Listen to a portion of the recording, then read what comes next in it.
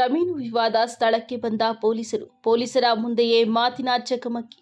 ಚಿನ್ನಸಂದ್ರ ಗ್ರಾಮದ ಸಮೀಪವಿರುವ ಜಮೀನು.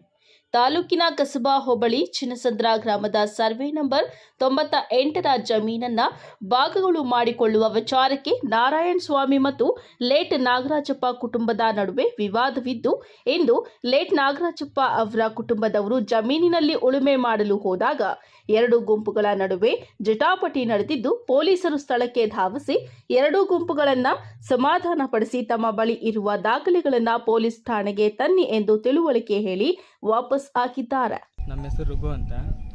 ನಾನು ವ್ಯವಸಾಯ ಮಾಡ್ತಾ ಇದ್ದೀನಿ. 30 ವರ್ಷದಿಂದನೂ ನಮ್ಮ ಅಪ್ಪ ಮಾಡ್ಕೊಂಡೇ ಬರ್ತಾಯಿದ್ರು ವ್ಯವಸಾಯ.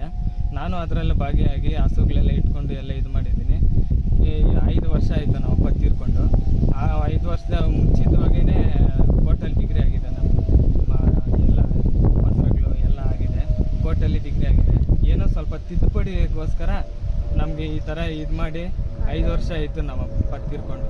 ಆವಾಗಿನಿಂದ ನಮ್ಮ ತಾಯಿನ ಹೊಡೆಯೋದು, ನನ್ನ ಹೊಡೆಯೋದು, ಅವರೇ ಸರ್, ನಮ್ಮ ದೊಡ್ಡಪ್ಪ ಅವರು ಎಲ್ಲ ಅವರೆಲ್ಲ ಇದು ಮಾಡಿಬಿಟ್ಟು ನನ್ನ ಅಂಬರೀಷು, ಶ್ರೀನಾಥ್, ನಾಯನ್ಸಪ್ಪ, ಅಶೋಕ್ ಇವರೆಲ್ಲ ಇದು ಮಾಡಿಬಿಟ್ಟು ನಾವನ್ನ ಮುಚ್ಚಿಡ್ಕೊಂಡು ಬಂದರು. ನಮ್ಮ ತಾಯಿನ ಎಲ್ಲಡಿ ಎಲ್ಲ ಇದು ಮಾಡಿದ್ದಾರೆ, ಹೊಡೆದಿದ್ದಾರೆ.